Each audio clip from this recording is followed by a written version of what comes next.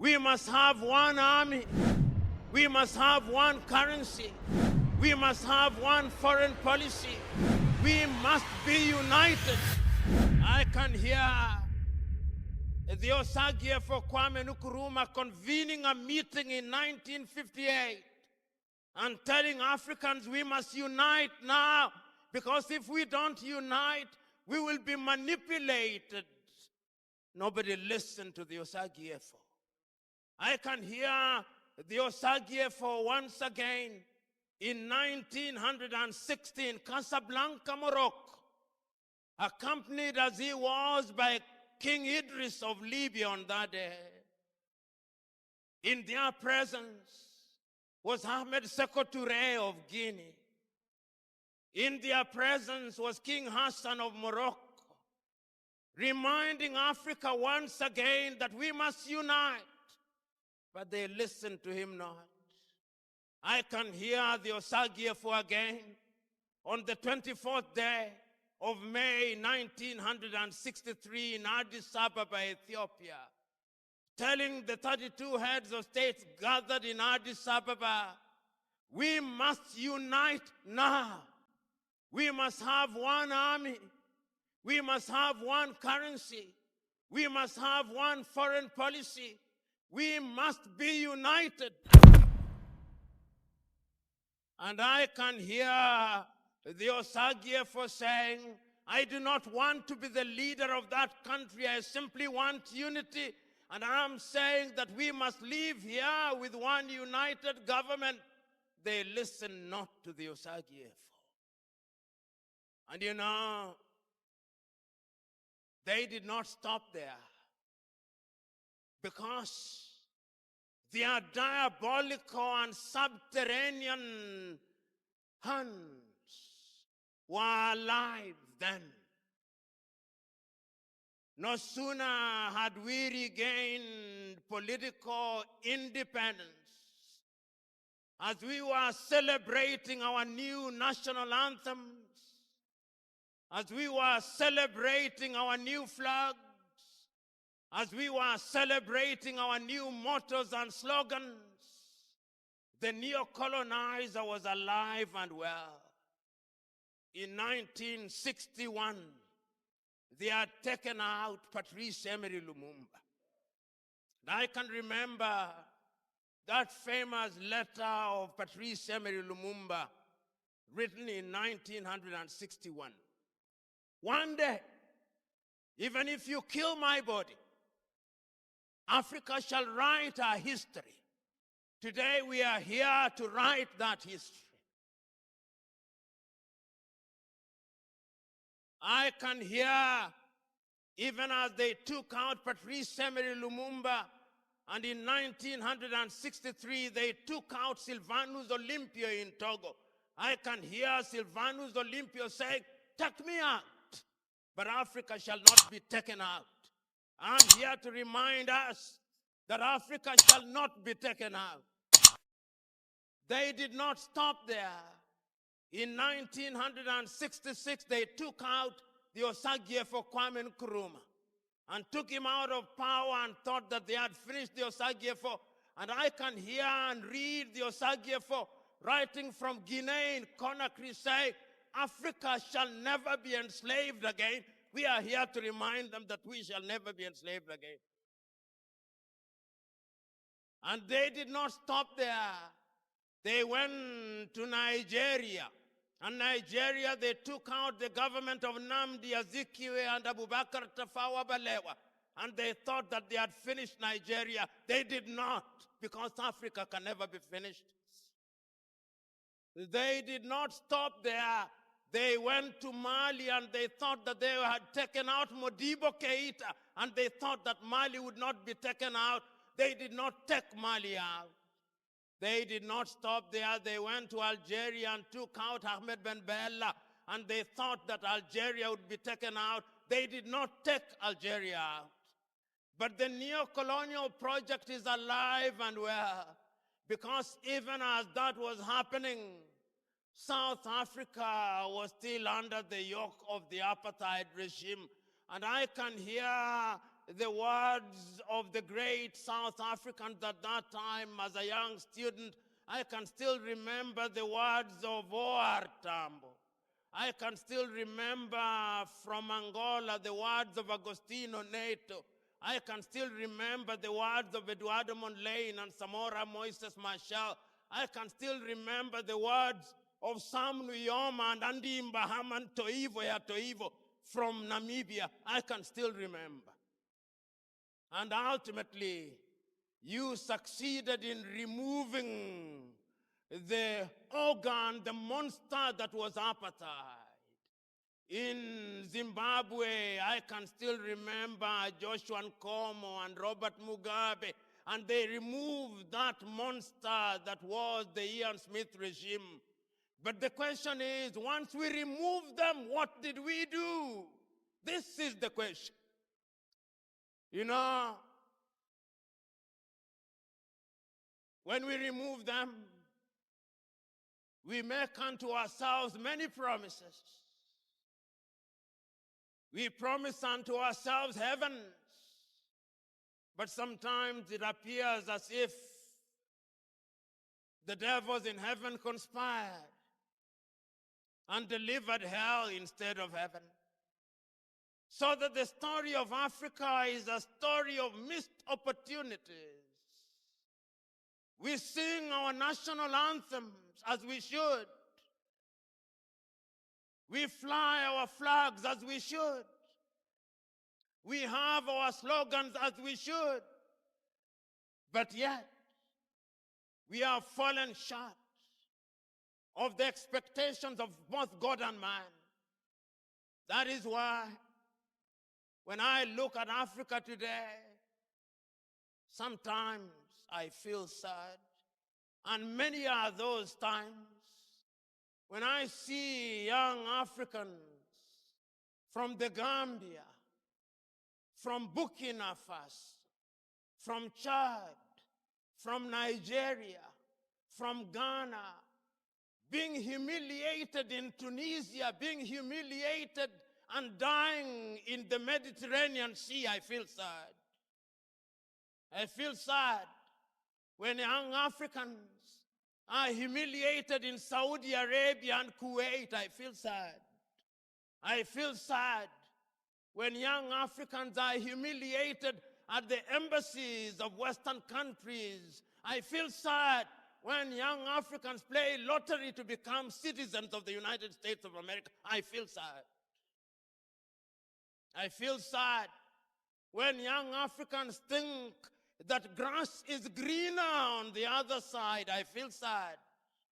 I feel sad when the white man comes here and humiliates us. I feel sad. I feel sad when the Chinese come here and humiliate us. I feel sad. I know not whether you feel sad with me, but I'm inviting you to feel sad with me.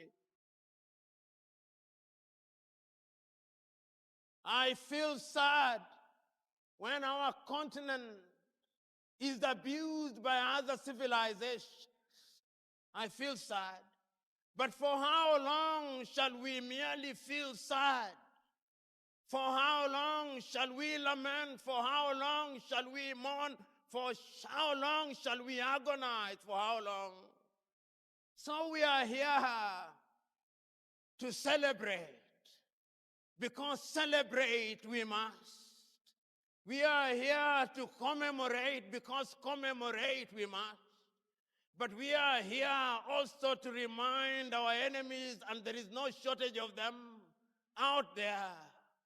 There is no shortage of them. They come in the thousands, they come in the millions. But history has taught us and is teaching us always that we shall triumph.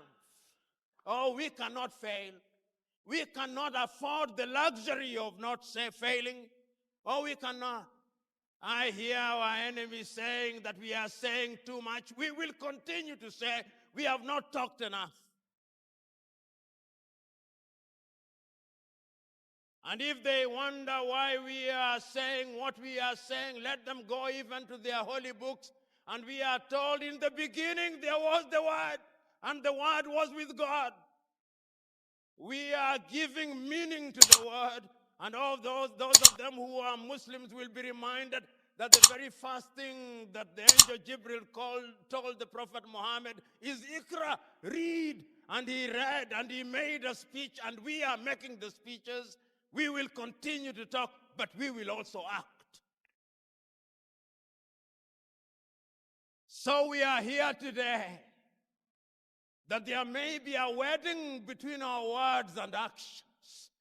Here in South Africa, there are many doubting Thomases. Oh, but they are reducing by the number. They are reducing because when they watch the EFF in the National Assembly of South Africa, they are reducing by the number. They are reducing by the number because when they watch the EFF, they do not only see courage, they see passion, and they fear courage and passion. But we must instill fear in them, because it is only when they are fearful that they will begin to give way. And when they begin to give way, then we will begin to conquer new territory, because new territory we must conquer. You know, this continent, you know, this South Africa, which has given birth to the EFF, is the anchor of the continent of Africa. This South Africa is the southernmost tip of the continent of Africa. This South Africa is the fulcrum of Africa. This South Africa will be the place that will give good hope to the continent of Africa. This South Africa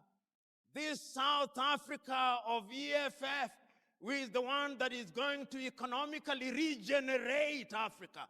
I remember in 1980, Africans sat in Lagos, Nigeria, and they came up with the Lagos Plan of Action and said, under the Lagos Plan of Action, that Africa was going to economically regenerate herself. I remember them saying that Africa will trade with herself, that Africa will buy our own gold, that Africa will trade with our own cocoa, that Africa will produce our wine, that Africa will produce and consume our uranium. The Lagos Plan of Action did not succeed. But is it not true that failure or apparent failure is the mother of success? If it is true, we did not give up. Because I remember in 1997, on the 6th day of March, to be exact, that great Tanzanian Mwalimu Julius Kambarage Nyerere, speaking in Accra, Ghana, on the occasion of the 40th anniversary of the independence of Ghana, said, I remember, he said, that a few years ago, we doubted Kwame Nkrumah when he talked about unity. We must now apologize to Kwame. He was right, we were wrong.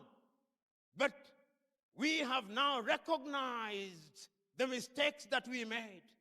We will meet many challenges, but of all the sins that we can commit, there is a single sin that we must never commit: the sin of despair, the sin of giving up. EFF is the representation of our failure, refusal to give up. You know, on that day, Mwalimu said, every generation has a role to play. My generation is the generation that led the struggle for independence. Your generation must now fight a different battle, the battle of economic emancipation. And that is the battle that we are here to fight. And I remember once again, this land is in the business of producing good men and women. In the year 2013, you produced yet another woman, Nkosazana Dlamini Zuma. And you gave her the task of being the chair of the African Union, and she wrote a letter to the Osagyefo Kwame Nkrumah. Said, Osagyefo, we ask for your forgiveness, and that is how we came up with Africa Agenda 2063 and the Africa Continental Free Trade Area. Under those documents, we are promising ourselves that Africa shall be economically emancipated, because we cannot allow ourselves to be under the tutelage of the International Monetary Fund. We cannot, and we must not. We must not allow ourselves to be slaves of the World Bank. We must not. We must not allow ourselves to be told who our friends are and who our enemies are and what we should and should not do. We cannot be the tail that is wagged by the dog all the time. The time has come that we must do the things that are in our best interest, and that will only happen when we are economically emancipated.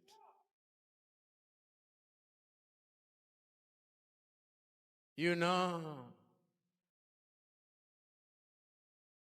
they say that he or she who pays the piper calls the tune. For too long, we have not paid the piper. We must now pay our piper that we may call the tune. EFF, you are now telling us how to pay the piper.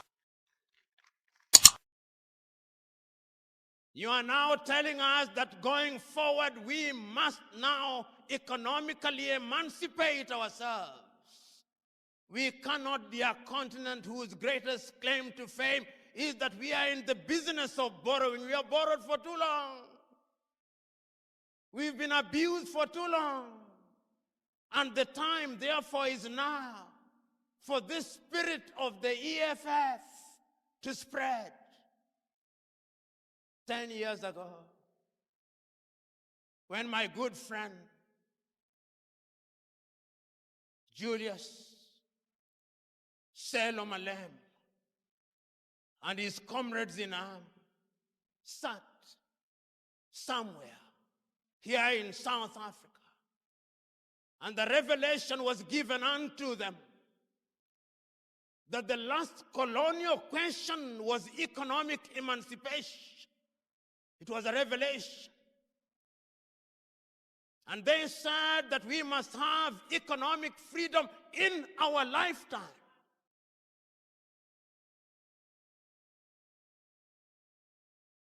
This idea that economic freedom is a pie in the sky that we only dream about is without basis. We can get it now.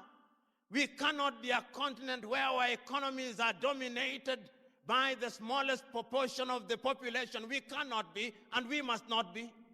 And economic freedom fighters are urging you that we must now be in the business of spreading this message to the rest of the continent. I'm now urging you, my good friend Juju. I'm now urging you and your comrades in arms. This spirit must now spread.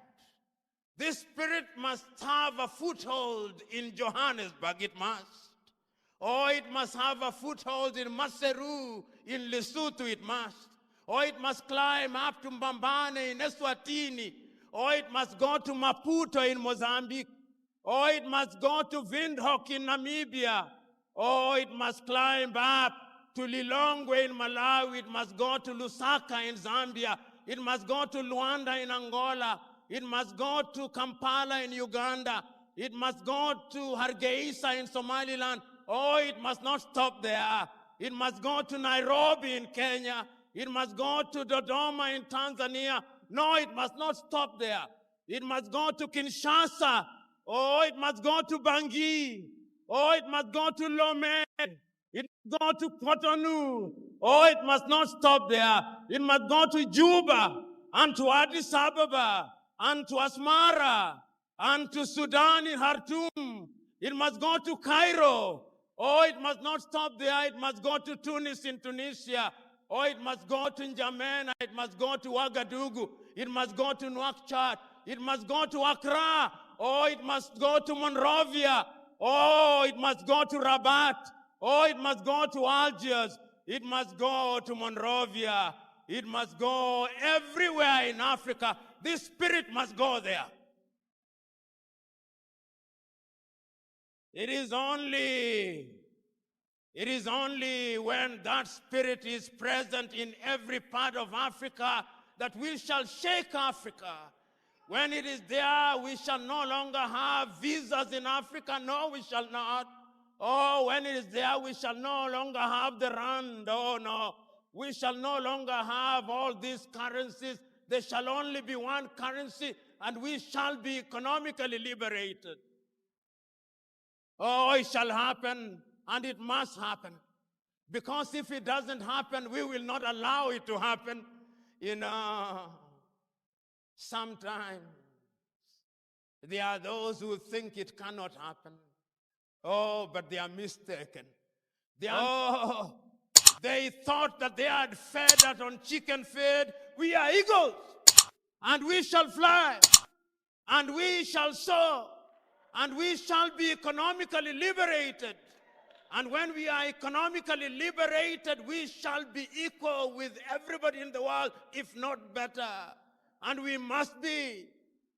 And you who are in the economic freedom fighters movement now, I am telling you, those of you who are from different parts of South Africa, go out there. Because if indeed there is a spirit, is the spirit of economic liberation. Let that spirit now descend. Let us be possessed with that spirit. Let us go out into the world and tell all the doubting Thomases that it shall never be the same again. That it shall never be the same again. Because from here and now, we are taking a solemn vow that from this generation and generations yet to be born, we shall liberate Africa by ensuring that the chains of economic colonization are removed. And you in the EFF, you the fighters, you the commissars, you the commander-in-chief, go out there